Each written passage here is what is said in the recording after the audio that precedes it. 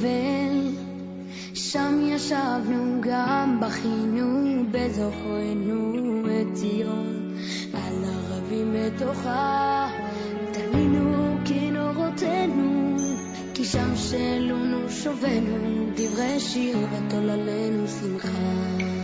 שירו לנו משיר ציון, איך נשיר את שיר השם על אדמת נחר, אם אשכחך ירושלים תשכח ימיני, תדבק לשוני לחיכי אם לא אזכרכי, אם לא אעלה את ירושלים אור שמחתי, אם אשכחך ירושלים תשכח ימיני. ברשות מוריי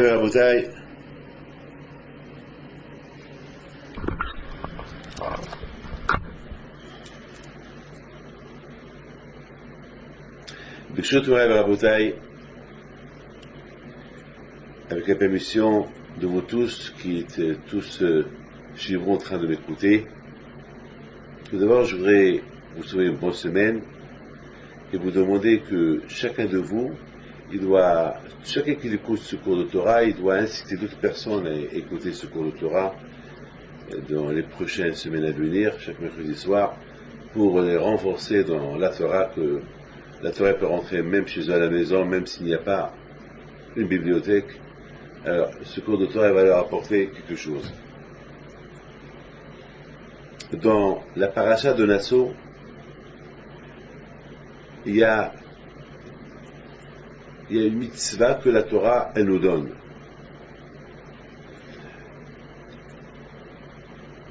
La paracha de Sota. C'est quoi la paracha de Sota? Ben, vous allez découvrir quelque chose que vous avez peut-être jamais écouté de votre vie. La paracha de Sota, c'est un homme, par exemple, qui soupçonne sa femme.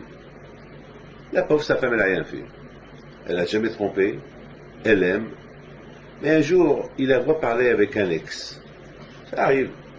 Beaucoup de fois, ça arrive que on a des ex avec qui on était fiancés une fois, avec qui on parlait, et que plus tard, ça n'a pas marché, et on l'a quitté, voilà. Après, on s'est marié avec un autre. Et voilà, une fois le mari, il rencontre une femme. Il se marie avec elle, et un jour, il voit sa femme, qu'elle parle avec son ex. Son ex-copain ou son ex-fiancé. Il lui dit, qu'est-ce que tu fais avec lui? Il dit, non, rien, il m'a invité, il voulait me parler, on ne sait pas. Ah bon? Mais tu étais avec lui là, dans le lobby de l'hôtel, ou dans le lobby de je sais pas quoi? Il dit, non, j'ai rien fait. Elle lui jure, sur ma vie, elle lui jure, j'ai rien fait. C'est fou, je t'adore, je t'aime, tu es mon mari, tu es l'homme de ma vie. Je ne veux pas te faire une chose pareille. Ça va pas la tête. Tu vois, on a des enfants. Et il dit, bon, ça va. Mais tu sais quoi, hein, il faut pas que ça se recommence. Il dit, mais non, mais ça va pas la tête. Bon, voilà, c'est terminé comme ça. Et il se passe que, un autre jour, il la voit sortir d'un restaurant avec lui. Alors là, il perd ses pédales. Et il commence à se bagarrer avec elle. Il dit, il m'a trompé. Je suis déjà averti. Et elle lui dit, mais t'es fou. J'ai rien fait avec lui. Mais non, mais dans ce bar, il y a un hôtel. Et qui me dit que vous n'avez pas loué une chambre. Et il n'y a plus de vie. C'est invivable. Il faut savoir une chose. Que lorsque c'est invivable, lorsqu'il y a le doute dans une maison, c'est invivable. Lorsqu'un homme, il soupçonne sa femme, ou la femme, il soupçonne l'homme, c'est invivable. Et Hachem, il ne veut pas qu'un couple soit une vie commune dans une maison invivable. Maintenant, ce monsieur-là, il ne peut pas divorcer sa femme. Parce qu'il n'a aucune preuve qu'elle a fait une faute avec ce monsieur-là. Il n'y a qu'un soupçon, parce qu'elle jure qu'elle n'a rien fait. Et de plus, il n'y a pas de témoin qui l'en veut faire quelque chose. Et la Torah, elle n'est pas comme ça. Ne croyez pas que la Torah, elle donne des divorces à tout le monde. Non. La Torah aussi, elle protège la femme. Mais d'autre côté aussi, la Torah, elle protège l'homme. Parce que l'homme, c'est invivable pour lui. Il soupçonne sa femme. 2 fois, il l'a vue avec son ex, dans un bar, où il y avait un lobby, où il y avait un hôtel. Et attends, qui me dit qu'il n'a rien fait? Et qui me dit qu'il a fait quelque chose? Il n'y a pas de preuve. Ah, mais dans la Torah, elle est extraordinaire. La Torah, elle sait que dans des conditions pareilles, ça ne va pas y aller. Ça va pas. Il ne va plus avoir de vie. Il y aura toujours des histoires, des problèmes. La femme dit j'ai rien fait. L'homme dit oui, tu as fait. Et comment on va faire? Ils vont aller chez le Bédine. Il va aller dire au Bédine. Le Bédine, il va dire oh, monsieur, tu as des preuves? Non, j'ai pas de preuves. Alors, on ne peut rien faire pour toi. C'est vrai, il y a des soupçons. Mais c'est pas une vie. D'accord? Ils l'ont pas aidé. Le Bédine l'a pas aidé. Parce qu'il y a des soupçons. Qu'est-ce qu'on va faire? Alors la Torah, elle donne une solution. Elle donne une solution. Laquelle? Une solution tragique. Une solution qui ne peut pas apporter du bonheur, mais une solution uniquement s'il n'y a pas le choix. S'il n'y a pas le choix, alors la Torah a trouvé une solution. Laquelle? Alors, l'homme, le mari, va prendre sa femme chez le Kohen, au Beth Amikdash. Et ils vont demander au Beth Amikdash, au Kohen, de faire quelque chose pour eux. Le Kohen, il va prendre un verre de l'eau. Il va écrire le nom de Dieu. Il va mettre le papier, le parchemin avec le nom de Dieu dans l'eau. Et le nom de Dieu, bien sûr, lorsqu'il va être en contact avec l'eau, il va se diluer.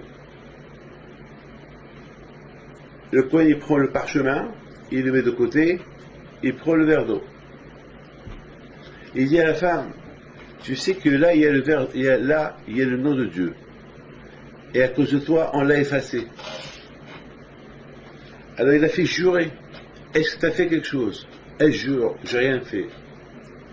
Tu sais, si tu vois cette eau, c'est fini pour toi, tu vas mourir. Parce que le nom de Dieu, qui est là, il va rentrer dans ton ventre, il va te faire ta justice. Si tu as fait quelque chose, va-t'en. Va-t'en. Va-t'en. Il va te donner le guet, et va-t'en. Comme ça, il ne va pas vivre... vous n'allez pas vivre chaque jour. Oui, tu m'as trompé. Oui, c'est invivable. Dans une maison, c'est invivable. Même Dieu ne peut pas rester dans cette maison. Vous savez très bien que le bon Dieu, il s'associe avec l'homme et la femme dans la maison. Il y a la mezouza à la maison. Il y a le nom de Dieu à la maison. Là où vous allez, il y a Dieu avec vous. Ish, Isha. De le mot Ish, il y a le Yud. Et Isha, il y a le He. Et si vous enlevez le Yud et le He de Ish et de Isha, ça forme le nom de Dieu, Yud-Ke. Et ça reste Esh. Isha, Esh chez la femme, Esh chez l'homme, Ish. Yud et le He. Et lorsqu'il y a la paix, il y a le nom de Dieu à la maison. Donc, mais lorsqu'il n'y a pas la paix, le nom de Dieu disparaît du nom de l'homme, et le nom de Dieu disparaît le nom de la femme. Le Yud, il disparaît de chez l'homme, et le He disparaît de chez la femme. Donc il reste le feu, il y a le feu. À la maison, le feu, l'homme qui insulte sa femme. Oui, tu m'as trompé, la femme, elle prend un verre, le balance sur lui. Non, je t'ai rien fait, t'es un menteur, t'es un jaloux, et voilà. Et à la fin, ils se disputent, et voilà, après, c'est invivable. Allez, puisque déjà, ils ont fait disparaître le nom de Dieu de la maison, à cause de leur querelle, alors maintenant, Akash dit de toute façon, mon nom. Vous avez, à cause de vos querelles, mon nom, à cause de toi la femme, parce que tu as fait ce que tu as fait, tu as mis des soupçons dans la tête de ton mari, et c'est pour ça qu'il est devenu comme ça. Donc vous êtes, toi aussi tu es fautif, et l'homme aussi il est fautif parce qu'il ne veut pas la croire. Alors qu'est-ce qu'on fait? Il dit, Akash plus ce qu'on fait, puisque vous l'avez déjà fait, vous m'avez chassé de la maison, maintenant, mon propre nom, il va se venger. Ou il va se venger, ou il va faire où il va porter la paix à la maison. Alors le Kohen, il dit à la femme, il fait honte à la femme. D'après la Torah, il fait honte à la femme. Il enlève sa perruque, ou son... à l'époque, tout le monde se couvrait la tête. Hein, c'était pas honneur pour une femme que sa tête n'était pas couverte. Il enlève le foulard et il la traîne. Et tu sais, si tu as trompé ton mari, tout ça pour lui faire peur, pour qu'elle a peur, pour qu'elle avoue. Parce que si elle voit cette eau, elle va mourir. Parce que c'est un eau, on l'appelle Mesota. C'est un eau dur. Que si elle le voit, c'est fini pour elle. À la fin, cette femme-là, elle dit non, j'ai rien fait. Si elle admet, alors tant pis pour elle, elle a la vie sauve, elle va divorcer, elle a la vie sauve. Mais si elle dit pas la vérité, elle maintient parce qu'elle est orgueilleuse, elle sait qu'elle va mourir, et elle a l'orgueil dans sa tête, non, je ne veux pas admettre, non, je préfère mourir et je crève et que personne ne sache ce que j'ai fait, que de savoir que j'ai fait, j'ai fauté, qu'est-ce qu'ils vont dire les gens, de toute façon je suis cuite, ça suffit, non. Alors là, elle va prendre sa décision, oui ou non. Ah maintenant, elle va voir. Si elle a fait quelque chose, alors, cette eau-là, elle va être comme une bénédiction. Si elle est grosse, elle va mincir. Si elle est moche, elle va devenir belle. Si elle a des boutons dans le visage, et ces boutons ils vont disparaître. En plus, même si elle est âgée, elle aura un enfant. Même si elle est en ménopause, elle ne peut plus avoir des enfants, elle aura un enfant. Mais à l'époque, vous allez me dire, alors chaque femme elle va faire ça à son mari pour obtenir toutes ces bénédictions. Non, ça ne marche pas. Parce que Dieu préserve, il ne faut pas tenter le diable. Hein. C'est à l'époque, lorsqu'on avait le Beth Amikdash, vous savez, n'oubliez pas qu'une femme qui a fait ça, c'est tente le diable. Hein. Parce que, et qui me dit que s'il fait ça avec un autre homme, il ne va pas la violer. Il devrait. Alors là, c'est de sa faute. Parce qu'avec ces choses-là, on ne joue pas. Mettons pas uniquement un cas qu'un homme, il voit son ex sortir d'un hôtel avec celui qui a été fiancé une fois, ou avec son ex-mari, alors il a des soupçons. Et il l'a averti en plus. Elle dit, j'ai rien fait, il l'a averti en plus. Bon, là, c'est une exception. Mais faire ça exprès, de faire ça, tiens, pour une femme qui est moche, toutes les femmes qui sont moches, ils vont dire, on va faire ça à notre mari, on va lui faire croire qu'on l'a trompé pour qu'on nous donne le mesota, pour qu'on devienne bête, tout ça, c'est pas conseillé. C'est beaucoup de femmes qui ont fait ça et ils se sont fait violer, et qui sait c'est quoi. Non, en général, c'est pas conseillé. Ce nom de Dieu-là, si on le prend, on peut être même tombé malade. C'est vraiment, ça marche uniquement dans des cas exceptionnels. Mais c'est pas à notre époque. Voilà, je répète, hein. Et vous écoutez, pas à notre époque. À l'époque. C'est une histoire qui se passait à l'époque. Alors, si elle est belle, si elle est moche, pardon, elle devient belle si elle n'a rien fait. Si elle n'a pas d'enfant, elle aura des enfants. Mais si jamais elle a fait quelque chose, alors là, ça va être grave pour elle. Cette eau-là, elle va déchirer son ventre, elle va mourir. Parce que vraiment, elle a trompé son mari, elle a fait du mal à son mari, elle a fait du mal au bon Dieu, et c'est grave. C'est grave. Donc, Rabotai, ça c'est la paracha en résumé, elle s'appelle paracha Sota. Maintenant, la question que je vous pose, on va essayer de comprendre pourquoi cette paracha est écrite dans la paracha Nassau. La paracha des Lévi'im. La paracha où on compte les Lévi'im. La paracha de Bekat Kohanim. Ce paracha exceptionnel où Hachem, il a voulu que le Shevet Lévi, il soit compté. Vous savez que le Shevet Lévi, il était en charge du Beth Amikdash, du tabernacle. Shevet Lévi, avec les Kohanim, ils étaient en charge du tabernacle et de tous les ustensiles qu'il y avait au tabernacle. Ça veut dire que chaque fois que le tabernacle devait se déplacer dans le désert, c'était les Lévi'im qui s'occupaient du tabernacle. Donc la question se pose, pourquoi cette paracha de Sota, elle est écrite dans cette paracha des Lévi'im? C'est avec le comptage des familles des Lévi'im. La Torah elle a voulu savoir combien il y avait 4 familles chez les Lévi'im, et chaque famille, combien est représenté, leur nombre, combien est représenté, et chacun et la tâche qu'il devait avoir. Et en plus, cette paracha, elle est écrite dans la paracha de Hanoukat HaMezbeach. Hanoukat HaMezbeach, lorsqu'ils ont inauguré le temple dans le désert, eh bien, ils avaient comment ça s'appelle, ils avaient les chefs de tribu, ils avaient apporté aussi comment ça s'appelle, des sacrifices pour inaugurer le temple. Ça veut dire que le temple, c'est quoi? Le temple représente le Beth HaMidrash. Le temple représente sacrifice. Ça veut dire que chaque juif, il doit faire un sacrifice dans sa religion. Donc chaque chef de tribu, il a apporté un sacrifice pour inaugurer le temple. Ça veut dire chaque chef chaque chef de tribu, il a voulu dire à Hachem, moi et mon tribu, on est prêt à se sacrifier pour toi. C'est ça Hanoukat HaMezbeach. On est prêt à se sacrifier pour toi. Donc la paracha de Sota, qu'est-ce qu'elle fait avec les sacrifices des gens qu'ils ont apportés pour inaugurer le temple?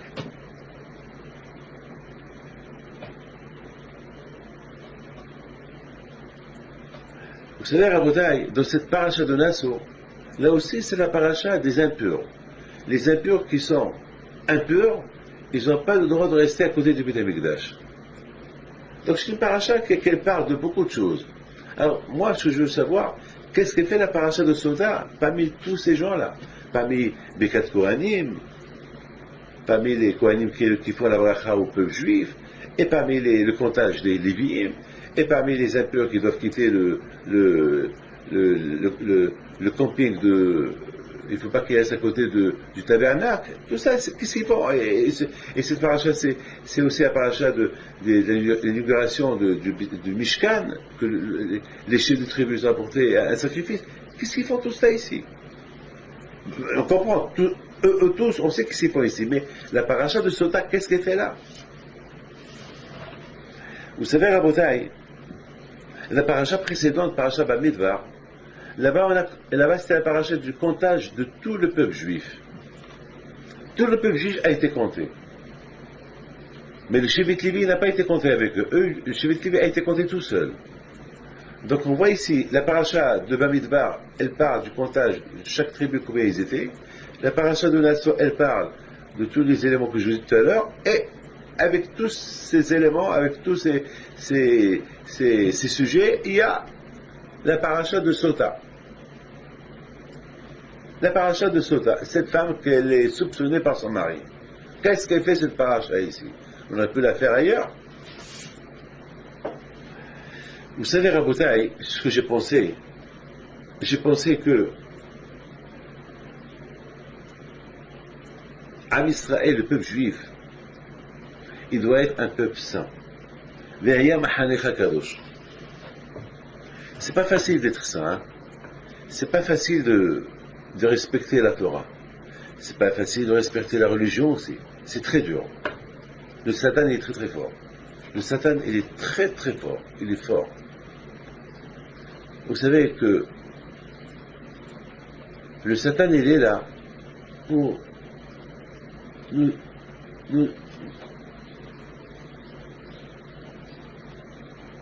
faire semer des idées dans la tête. Vous croyez que moi j'ai pas de ça là? Aïe aïe, ce que je souffre. Ce matin, je me suis levé ce matin à 6h30. Mais j'ai dormi à 3h30. Et c'était dur pour moi de me lever à 6h30 pour aller étudier. C'était dur. Très dur. Et surtout la veille, j'avais mal dormi. Donc, 2-3 jours que j'ai pas dormi. Mais c'était dur. Mais le Satan, il me dit, David, mais tu dors. Tu peux pas te lever, tu crevais. Il faut que tu dors. Et c'était dur, hein. Mais je me suis levé. J'ai sauté du lit. Pourquoi? Parce que il fallait que je me lève. Parce que j'avais dit, si je dors, je vais perdre ma journée. Non, il faut que je commence ma journée en beauté, en étudiant la Torah. faut que je me lève. Et c'est ce que j'ai fait. Et grâce à Dieu, je suis content maintenant.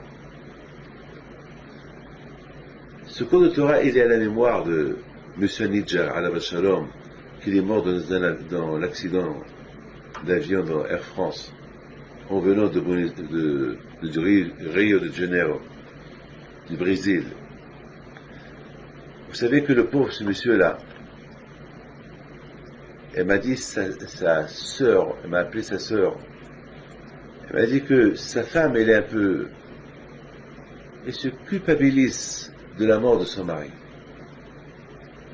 Je dis pourquoi? Elle me dit parce que ce mari, lorsqu'il était à Rio, c'était question qu'il avait terminé son travail, il voulait retourner vendredi soir. Elle lui dit, mais non, tu peux pas, c'est Shabbat. Il lui dit, alors je vais retourner dimanche soir, samedi soir, pardon. Il lui dit, mais le temps que tu quittes l'aéroport et que tu arrives le temps que tu quittes l'hôtel et que tu arrives à l'aéroport, c'est encore Shabbat, c'est juste. Alors, il lui dit, c'est pas grave, tu peux venir dimanche soir. Et le malheureux, il écoute sa femme. Il prend l'avion dimanche soir, et voilà ce qui est arrivé. L'avion est tombé, il y a eu 228 morts, et lui pas mieux. Alors que s'il aurait pris l'avion vendredi soir, ou samedi soir, il serait vivant. Il aurait fait la bar-mitzvah de son fils. Alors quelque part, il doit se dire, la pauvre, elle se culpabilise, c'est de sa faute. Alors, j'ai dit à la femme avec qui j'ai parlé, non, justement, il ne faut pas qu'elle tombe dans ce piège-là. La mort, c'est avec une siba. Une siba, ça veut dire la mort. La façon que la personne va mourir, c'est avec une siba, c'est avec une excuse. Parce que un shilton b'yamamavet.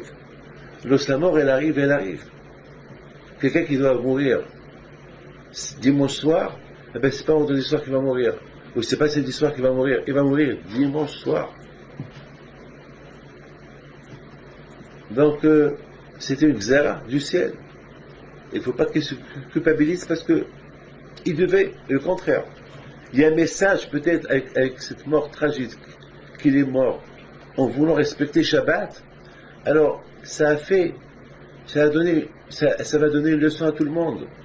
C'est pour ceux qui respectent Shabbat, c'est pour ceux qui ont respecté Shabbat, c'est pour ceux qui ont fait un effort pour Hachem, il rentre arriver ça.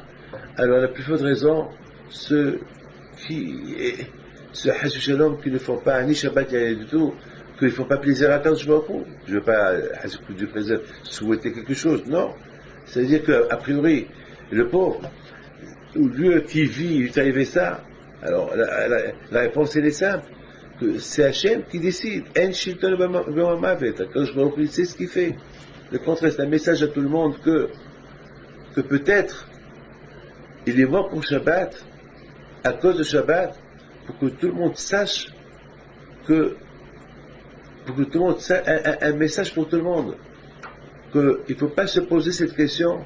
Il aurait pu vivre il aurait profané Shabbat. Justement, le Satan, il veut nous donner des mauvaises idées. Le Satan, il est très fort. Le Satan, justement, il veut nous donner l'idée de notre tête, de nous dire, hé, tu vois, en voulant respecter Shabbat, il est mort. Mais c'est pas vrai. Pourquoi Hachem? Mais Akadosh Baruch Hu, il donne une récompense. Aujourd'hui, je suis sûr que ce monsieur Nidjar, il est devant Akadosh Baruch Hu. Il a peut-être la meilleure place dans le ciel. La place que personne n'a. Pourquoi? Parce que lorsqu'il est arrivé là-haut, en même seconde que l'avion a explosé, il est arrivé là-haut, sa neshama, il est mal arrivé, ils ont pris sa neshama tout de suite devant Akadosh Baruch Hu. Et Akadosh Baruch Hu, il dit, qu'est-ce qui se passe? Eh bien, celui-là, il est mort pour ton nom. Oui, comment? Eh bien, il est mort en respectant Shabbat. Il aurait pu rester vivant s'il aurait pris l'avion vendredi soir ou samedi soir. Et Akadosh Baruch Hu, il va dire, mon fils, ta place, elle est à côté de moi. Ashrecha Rabbi Akiva, shitfas ta'at divrei Torah. De même, on a dit cela sur Rabbi Akiva. Une fois, Rabbi Akiva, il était en train lorsque les Romains, ils ont dit, celui qui étudie la Torah, il est condamné à mort. Eh bien, Rabbi Akiva, il a réuni des gens, et leur a enseigné la Torah. Il est parti, il s'appelle Papous, il est parti chez les Romains, il a dénoncé Rabbi Akiva. Il a dit aux Romains, Rabbi Akiva, il enseigne la Torah aux Juifs. Les Romains, ils ont arrêté Rabbi Akiva, et ils l'ont condamné à mort. Et le jour de son condamnation, Papouse Ben Yehuda aussi il a été arrêté pour une faute qu'il a fait. Parce que les Romains, ils n'aimaient pas les Juifs. Même ceux qui ont dénoncé les Juifs, à la fin, ils les ont tués. Et ils ont arrêté Papouse Ben Yehuda. Et les deux, ils étaient en route pour être tués par les Romains. Et Rabbi Akiva, il regarde Papouse Ben Yehuda. Et Papouse Ben Yehuda, il le regarde. Et Rabbi Akiva lui dit, toi aussi tu vas mourir? Il dit, oui, moi je vais mourir. Alors tu m'as dénoncé, au lieu que les Romains te donnent une médaille, ils vont te tuer, hein? Il dit, Rabbi Akiva, Shrecha, quelle heure, quelle joie, quelle chance tu as, Rabbi Akiva, que toi maintenant tu as été arrêté pour la Torah, et t'as placé à Gan Eden. Moi on m'a arrêté pour des bêtises, et où va être ma place? Alors Rabbi Akiva dit, fais teshuva, fais pénitence. Il accepte la teshuva. Il accepte la teshuva de tout le monde. Fais pénitence si tu auras un homme pas comme moi. N'aie pas peur. Ce monsieur-là, Nidjar, je dirais pour lui, comme j'ai dit sur Rabbi Akiva, Asherecha, monsieur Nidjar, que tu es mort uniquement en voulant respecter Shabbat. Et ta place, elle est grandiose devant, avec la Kadosh Baruch Hu. Et que Dieu fasse qu'on trouve ton corps, Keneratson. D'ailleurs, depuis vendredi dernier, je faisais que prier pour qu'on trouve. Lorsqu'elle m'a appelé sa sœur, j'étais au Maroc, et ils n'avaient pas retrouvé les débris de l'avion. Je dis, ouais, je suis au Maroc, je vais aller pèleriner mon grand-père, et je prie par son mérite qu'on trouve ces débris de l'avion encore aujourd'hui. Et grâce à Dieu, on m'a annoncé le Shabbat qu'ils ont trouvé ils ont commencé à trouver l'avion le Shabbat. Bon, votre Hachem, peut-être c'est à cause de la prière de tout le monde, pareil que la mienne. Alors maintenant, il faut qu'on trouve les corps de tous ceux qui étaient là-bas, si Dieu veut. Juifs et pas juifs, que tous les corps soient. Enfin, c'est important pour leur famille de trouver les corps que ce soit arabes ou catholiques ou musulmans, ou n'importe quelle religion. C'est des êtres humains et que Dieu fasse qu'on trouve les corps de tout le monde. Enfin, c'est très important pour chaque famille, au moins. Au départ, on veut trouver les corps vivants, mais lorsqu'on sait que les saïs sont morts, donc au moins maintenant on veut trouver les corps les morts, mais moins que les corps. Donc la bataille, le tsara est très fort. Le tsara est très très fort, il vient d'une manière chez l'homme pour lui inculquer des idées. Il faut savoir une chose, que dans sa Torah, elle compte les Juifs. Et Hachem, il a besoin qu'on compte les Juifs. Mais Hachem, il connaît le comptage des Juifs. S'il veut savoir combien il y a, il peut savoir en une seconde. Il regarde, il sait. Il n'a pas besoin qu'on les compte. Eh bien, à Boutaï, c'est important pour Hachem qu'on compte les Juifs. Pour une raison simple.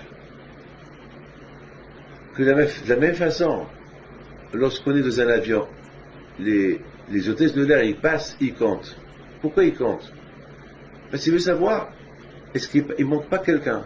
Il veut savoir, est-ce qu'il n'y a pas un qui est en plus? Celui qui est en plus peut être un terroriste. Et s'il y a un en moins, il y a un problème. Pourquoi il n'est pas là? Parce que pour l'avion, c'est important que le comptage soit bon. Ben, si le compte n'est pas bon, ils vont rencontrer. Et après, l'avion ne va pas décoller jusqu'à qu'ils savent pourquoi le monsieur n'est pas là. Compter, c'est important, parce que pour l'avion, pour la sécurité de l'avion, le comptage, il est important. Même lorsqu'on apporte des diamants, on te dit il y a tant de diamants dans cette bourse, on va compter. Le comptage, il est important. Parce que selon le comptage, on va savoir, est-ce que le prix que j'ai payé, c'est le prix ou non? C'est très important, le comptage. Alors à Botaï, c'était très important, quand je vois beaucoup, il dit aux bénissants de se compter. Pourquoi? Le fait qu'ils vont se compter, ils vont savoir que c'est très important le comptage de la mission. Il faut que le comptage soit parfait. Il faut qu'il ne manque personne. Il faut que chacun de nous, il sache que s'il faute, l'autre il va payer pour lui. Donc, il faut que le compte soit bon. Pour que le compte soit bon, il faut que je me comporte bien. Il ne faut pas que quelqu'un il encaisse à cause de moi. Il ne faut pas que quelqu'un il va être puni à cause de moi. Ou moi je vais être puni à cause de lui. C'était important le comptage des ministres. C'est Akadosh Baruch Hu a voulu qu'on les compte. Chaque tribu devait être comptée. Pour Hachem a voulu que nous enseigner que le comptage des ministres Israël, mettons qu'on sait combien on est, il faut qu'on reste le même nombre. Parce qu'il ne faut pas que ce nombre-là, que Dieu préserve un parmi ce nombre-là, il soit puni à cause de la faute d'un autre. Et c'était tellement important que la Torah nous apprend que le comptage de la tribu de Shevet Lévi était seul. Pourquoi? Parce que la tribu de Shevet Lévi, c'est l'aiguillon chez Shevet Lévi, c'était eux les responsables de tous les Juifs. C'était eux qui s'occupaient du temple. C'était eux qui recevaient tous les dons des Juifs. C'était eux qui recevaient, et lorsque les Juifs ils apportaient les premiers prémices, lorsqu'ils apportaient des sacrifices, c'était eux qui étaient là au temple, qui s'occupaient d'eux. Donc c'est tout à fait normal qu'on compte la famille royale seule. C'est inimaginable, la bataille, c'est inimaginable, c'est incroyable ce que je vais vous dire. Dans cette paracha-là, combien l'union elle est importante. Dans cette paracha, on nous parle des impurs. Impur, qu'il est impur, il ne peut pas être de l'Omahal, il ne peut pas être avec les Juifs. Il faut qu'il sorte. Qu'il a la lèpre, il ne peut pas être avec les Juifs. Pourquoi il a la lèpre? Parce qu'il a parlé de la Shonara. En parlant de la Shonara, il a causé du mal et du tort à quelqu'un. Donc sa place n'est pas là. Mais le fait que sa place n'est pas là, celui qui a la lèpre, il n'est pas là, mais il manque quelqu'un.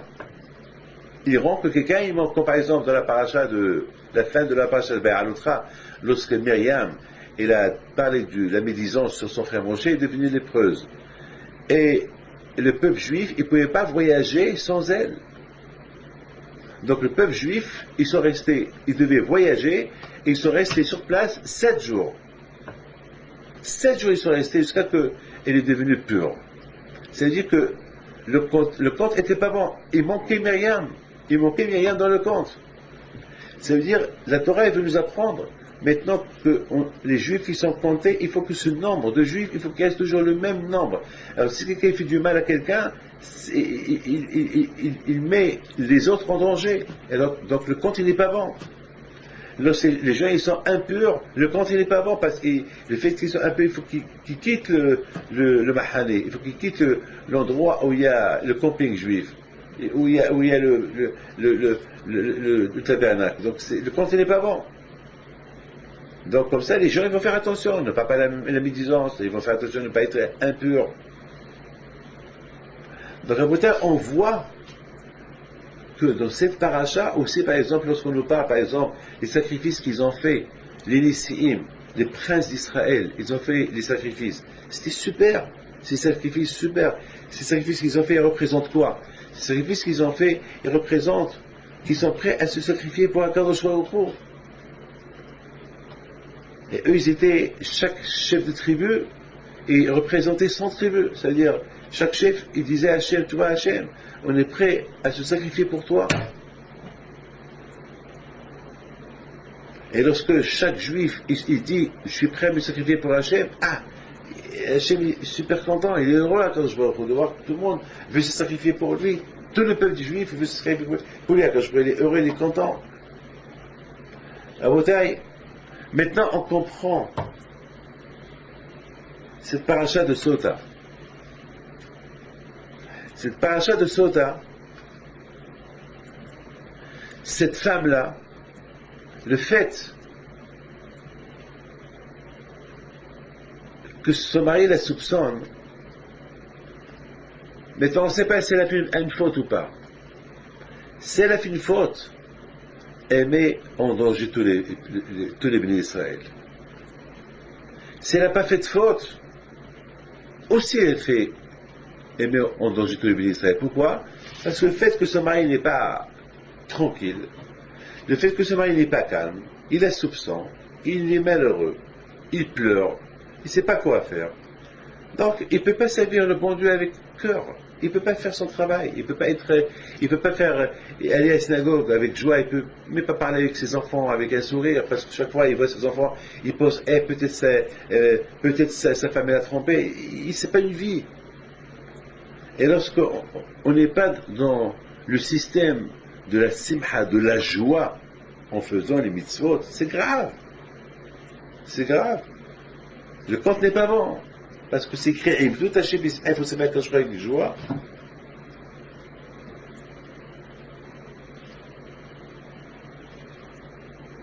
Cette femme-là, qu'elle a trompé son mari, qu'on ne sait pas si elle a trompé ou elle n'a pas trompé, elle a fait un pgam. Elle a touché l'union juive. Et elle met les juifs en danger.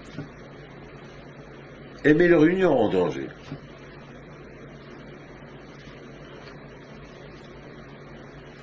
Vous savez que Akadosh Baruch Hu, il a donné le divorce. C'est pas le fait que la femme trompe son mari. Tu es plus ton mari. C'est pas la peine de faire des bêtises en cachette. Divorce. Tu lui dis, je t'aime pas, ça y est. Ça y est. C'est pas la peine. De toute façon, si elle trompe son mari, et après le divorce, elle n'a pas le droit de se marier avec ce monsieur avec qui elle a trompé. C'est péché. Et que Dieu préserve ses l'enceinte et un enfant, c'est un bâtard, c'est un mamzer. Alors pourquoi souffrir? Pourquoi souffrir?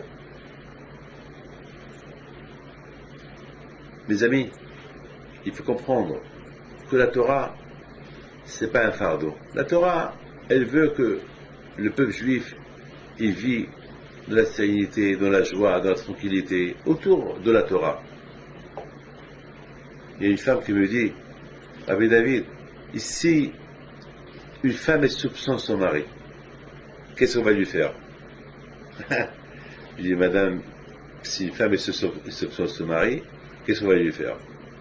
Qu'est-ce qu'on va lui faire?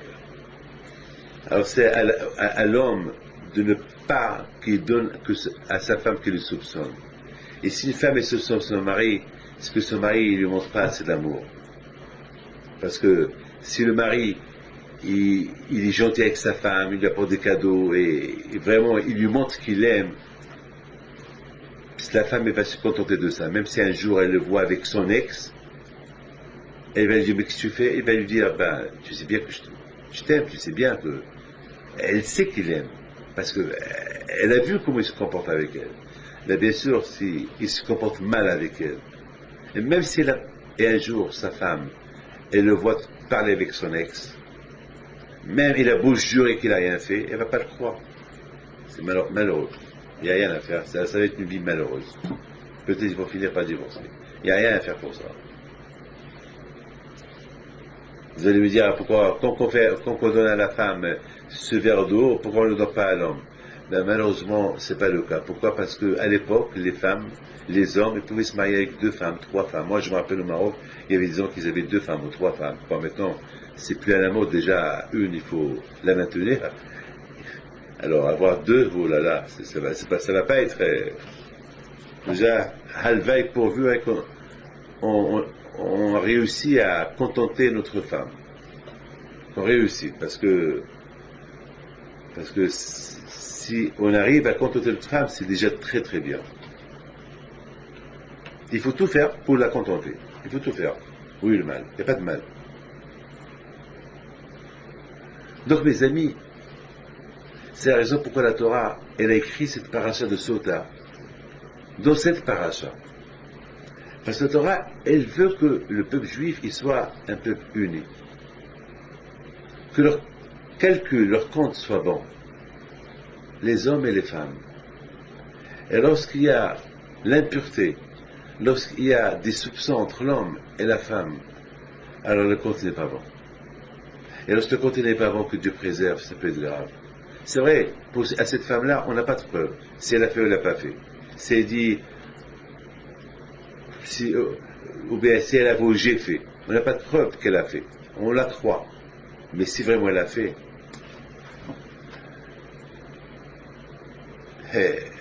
ça apporte la sécheresse, ça apporte du mal. Ça apporte, beaucoup la Gemara dit que la plupart des punitions, ils arrivent dans le monde à cause d'adultère, à cause la pudeur, lorsqu'on ne respecte pas la tsniout, la pudeur. Malheureusement, il faut faire attention, surtout maintenant c'est l'été. Et en été, les femmes, ils s'habillent un peu très légères et il faut faire attention. Enfin, je m'excuse, hein, je ne suis pas là pour vous obliger à faire à vous faire changer vos vêtements, non. Il faut faire attention. La façon comment on rentre dans la voiture, comment on s'assoit, que ce ne soit pas trop court, pour ne pas passer on est faible, hein. On est faible. Ne croyez pas qu'on est des super tzadikim, on est faible. Malheureusement, vous savez que hier, le Figaro de vendredi, j'ai lu là-bas que l'État, il est préoccupé avec ce qui se passe chez les jeunes. La plupart beaucoup des jeunes filles sont violées. Je l'ai lu dans le Figaro de vendredi, achetez-le, vous allez voir. L'État, il est préoccupé. Et maintenant, l'État, c'est écrit dans le journal que l'État, maintenant, il va mettre toutes ses forces pour essayer d'arrêter ce qui se passe maintenant avec les délinquants. Beaucoup de filles sont violées. Beaucoup. Cette année, c'était le sommet. Pourquoi ils sont violés, ces jeunes filles? Eh bien, c'est à cause de ce qui se passe aujourd'hui. Aujourd'hui, avec Facebook, chacun il raconte sa vie dans ce journal-là. Alors, les gens, ils voient sa photo, ils connaissent ses coordonnées, ils donnent un rendez-vous, et malheureusement, ça peut finir par un viol. Aujourd'hui, c'est à l'âge de 15 ans, jusqu'à les filles de 13 ans, ils sont violées. Je l'ai lu dans le journal, je ne suis pas en train de vous mentir. Des filles de 13 ans, 14 ans, 15 ans. Oui, parce que maintenant il y a la boum, maintenant ils sortent le soir et les parents ils les laissent sortir. Eh bien, ils boivent, ils peuvent même la droguer, et ils la violent. Des filles violées. Moi, je l'ai vu une fille de 14 ans enceinte. Elle était violée dans une soirée. Une soirée des jeunes, ils étaient tous des garçons de 14 ans, 15 ans. Et un garçon, il a violé. Je sais pas, il a violé, il était vierge, il a violé, il était tombée enceinte. C'est des choses qui arrivent malheureusement. J'ai lu ça avant-hier, j'étais bête. Je dis voilà, heureusement que nous on dit à nos enfants, faites attention, ne sortez pas, on les empêche de sortir le soir. Pourquoi? C'est Dieu qui se marie. Ou bien, faites attention avec qui fréquente, où ils vont. Il ne faut pas abandonner vos enfants. Pourquoi après ils vont être violés, que Dieu préserve pour aller poser plainte à la police. Il faut faire attention. Il faut faire attention. Quelle soirée ils vont, où ils vont. C'est ça le rôle des parents. Vous voyez, remontez cette paracha de Nassau, elle inclut tout le comptage, que le comptage du peuple juif, il doit être un compte parfait. Il ne faut pas qu'il y ait un compte, il ne faut pas qu'il y ait quelque chose qui peut déformer le compte. Cette femme-là, qui a trompé son mari, elle déforme le compte. Parce que le fait qu'elle était mariée avec son mari, le compte était bon, mais tant qu'elle a trompé, le compte n'est pas bon. Et ces deux parachutes de Bamidbar et Nassau, c'est des parachutes que le compte des ministres et des Lévites doit être bon, doit être parfait. Le compte des ministres doit être parfait. On doit maintenir le compte qui soit bon, parce que des informations dans le compte, ça peut mettre le peuple juif en danger. Parce que Hachem, il a voulu parce que le peuple juif, c'est avec une neshama. C'est une âme. C'est une âme qui est divisée. C'est vrai. Il y a des hommes, il y a des femmes, des enfants, il y a des familles, il y a Pinto, il y a Cohen, il y a Lévi, il y a Choukroun, il y a etc. Biton. Il y a des milliers de familles. Mais c'est une seule neshama. On est une seule personne. Donc il faut que le compte il soit bon. C'est vrai, il y a des Ashkénazes, des Sfaradim, des Litaïm, il y a des Yémanites, il y a des Algériens, des Marocains, des Tunisiens, des Russes. Mais il faut, la Neshama, c'est une seule Neshama, donc il faut faire attention. Il faut maintenir le compte qui soit bon. Donc c'est la raison pourquoi dans cette paracha nous parle comment on doit maintenir notre union pour que le compte soit bon. Et pour maintenir le compte. Mes amis, il faut savoir une chose. Et ça, c'est quelque chose que très important pour vous de le savoir. Vous croyez que la Torah n'a rien à faire, rien qu'à venir nous écrire cette paracha de l'adultère? Mais justement, lorsqu'un couple il est uni, ça rentre dans le système de l'union de peuple juif. Et lorsqu'une union elle est désunie, donc ça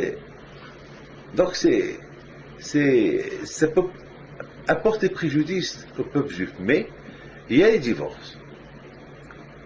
C'est-à-dire que lorsque ça ne va pas, on peut divorcer. Mais on divorce dans la paix. C'est pas la peine un divorce avec la guerre. Ou bien c'est pas la peine pour qu'il me donne mon guet, je vais le tromper. Avec un autre homme comme ça, il sera obligé de me donner le guet. Non, ça c'est pas bon. Le contraire, lorsque il y a un divorce avec un guet, le compte il reste bon. C'est vrai, il y a un mal qui s'est fait, mais lorsque on divorce dans la paix, dans les sans histoire, non, rien du tout, le compte peut rester bon, parce qu'on n'est pas obligé de rester. Lorsqu'un homme, il est plus sa femme, la femme est plus son mari, et c'est pas la peine de se casser, de souffrir pour et causer des histoires, des ennuis, les gens qui vont se mêler, c'est pas la peine, il faut éviter tout ça. Si on peut éviter, pourquoi pas. Mais bien sûr, il y a, bon, je sais, beaucoup de fois, malheureusement, c'est pas comme je dis, beaucoup de fois, malheureusement, ça se termine toujours mal. Bon, mais il faut, si on peut conseiller pour que ça se termine bien, c'est encore mieux. Maintenant, on a compris dans la paracha de Sota, la paracha de l'adultère, pourquoi elle a été écrite dans ce milieu des parachutes qui parle de l'union. Cette femme-là, en faisant cet acte-là, s'il est vrai, alors elle a désunie le peuple juif. Elle est sortie du système et met le peuple juif en danger. Alors le seul moyen pour que le compte il peut être bon, qu'elle avoue. Qu'elle avoue ce qu'elle a fait. C'est facile, qu'elle avoue ce qu'elle a fait. Qui dit j'ai fait ceci et cela, et point final, où est le mal? Qu'elle dit ce qu'elle a fait, c'est tout. Et elle sort, le mari lui donne le guet, et point final. Elle va partir, c'est tout. C'est pas qu'elle maintient, j'ai rien fait. Là, le fait qu'elle dit j'ai rien fait, ça veut dire, alors c'est là la gravité de la chose. Le fait qu'il dit elle a rien fait alors qu'elle a fait, alors là, vraiment, c'est grave. Non, là, c'est très grave. Là, vraiment, le compte ne va pas être bon. Là, elle peut apporter du mal ça peut porter préjudice au comptage des Juifs.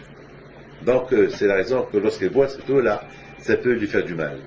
Ça peut lui faire beaucoup, beaucoup de mal. Mais, en général, grâce à Dieu, Am Israël, ils sont purs. Je ne sais même pas si une histoire comme ça s'est passée à l'époque. Bon, à Kopanim, c'est ça la paracha. La paracha, elle est de cette façon-là que, si Dieu veut, que chacun de nous, il faut qu'il fasse attention. Pour que, surtout les femmes, les hommes, il faut attention, c'est pas la peine de ne pas créer des soupçons entre familles. J'ai dit à cette femme-là, c'est nénère, je lui dis, si tu me poses cette question, c'est que tu soupçonnes ton mari. Elle me dit, oui, je soupçonne. Je lui dis, est-ce qu'il t'aime? Il me dit, oui, il m'aime. Il t'achète des cadeaux? Oui, il m'achète des cadeaux. Alors je dis, si il est bien gentil avec toi, 100%, il n'a pas fait exprès. Il n'a pas, et si tu l'as vu avec son ex, c'est pas pour te faire du mal. Je ne pense pas qu'il a fait du mal. Parce qu'après moi, j'ai appelé son ex-mari, son mari. J'ai dit, dis-moi, tu aimes ta femme? Elle dit, bien sûr que je l'adore. J'ai dit, dis-moi, elle pense que tu l'as trompée. Il me dit, elle pense, il a commencé à me jurer, il a commencé à pleurer. Il me dit, c'est pas de ma faute. Elle m'a appelé, c'était là-bas dans un lobby au restaurant, je lui ai parlé, et en plus j'ai des enfants avec elle. Et je peux pas. Bon, ça va. Je l'ai cru. Et je sais qu'il a rien fait. Parce que vraiment, il aime sa femme. C'est que la femme, le mari, il ne faut pas qu'il crée dans son foyer qu'il n'aime pas sa femme. Ou bien qu'il ne fait pas honneur à sa femme, qu'il n'est pas gentil avec ça. Pourquoi? Parce que Dieu préserve. Et chaque petite chose qui va se passer, il va être soupçonné. Il faut qu'il y ait du shalom. Et la femme aussi de son côté, qui fait attention à elle aussi. Pour qu'on n'aille pas beaucoup de fois la femme, elle ne fait pas des choses exprès, elle le fait involontairement, mais il faut faire attention. Voilà mes enfants, je vous bénis à vous tous, quoi que je vous recours. il vous donne bracha v'atzlaha, la santé, la joie, la prospérité, si Dieu veut, et que l'âme de tous ces gens qui sont morts dans cet accident d'avion d'Air France, que leur âme soit à Eden Keneratson, et que Akash Baruch Hu nous apporte Mashiach Tzidkenu, si Dieu veut. N'oubliez pas, si Dieu veut, le 24 juin, mercredi 24 juin, je fais la conférence à la mémoire de ces gens qui sont morts dans l'avion Air France, et je vais parler sur le tsunami, je vais parler sur le nucléaire, je vais parler sur tout ce qui se passe dans le monde aujourd'hui, et pour qu'on demande à Akash Baruch Hu qui nous inspire que de bonnes choses, si Dieu veut. Donc si Dieu veut, mercredi 24 juin, si Dieu veut, on se rencontre, et que Akash Baruch Hu, il vous protège, il vous donne à vous tous, Amen.